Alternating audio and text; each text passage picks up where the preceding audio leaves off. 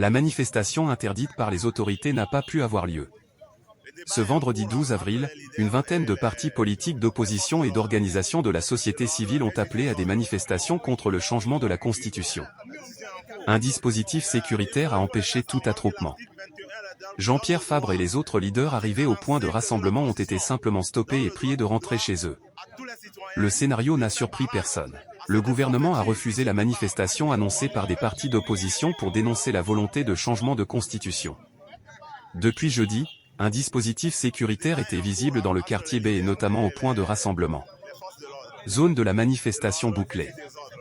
Tôt vendredi, ce dispositif a été renforcé avec un déploiement remarquable des éléments du groupement d'intervention de la police, GIPN, ainsi que des éléments de la gendarmerie de la ville et spécialement dans les rayons du point de rassemblement des manifestations qui n'est autre que le rond-point Begak-Poto. Toute la matinée, il n'y avait aucune possibilité de rassemblement. Il faut attendre aux environs de 13h GMT pour avoir un peu de mouvement avec l'arrivée de Jean-Pierre Fabre, leader de l'Alliance nationale pour le changement, ANC, et Paul Dodji-Apevon, président des Forces démocratiques pour la République, FDR.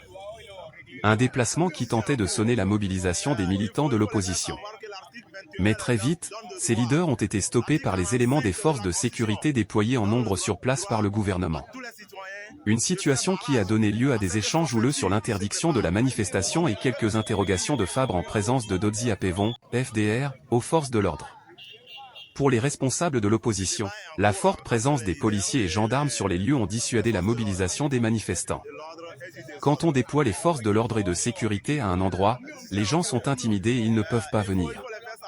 Donc le dispositif sécuritaire déployé sur place ne permet pas à nos militants de venir. Nous allons voir la suite demain, a déclaré Jean-Pierre Fabre aux médias au lieu de rassemblement à environ de 14h. Restriction de la liberté de manifestation. Maître Dodji-Apevon, président du parti Les Forces démocratiques pour la République, FDR, a dénoncé la restriction de la liberté de manifestation au Togo.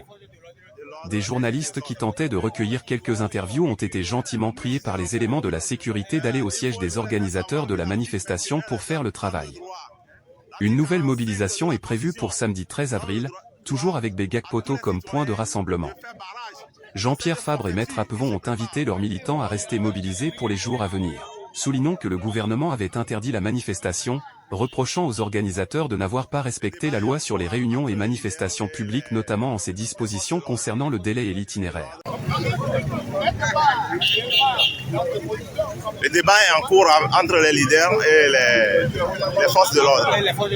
De l'ordre et du désordre. C'est en cours. Mais il faut les faire savoir que l'article 21 donne le droit. L'article 45 de la Constitution donne le droit à tous les citoyens de faire barrage à cette forfaiture qui se prépare contre le peuple.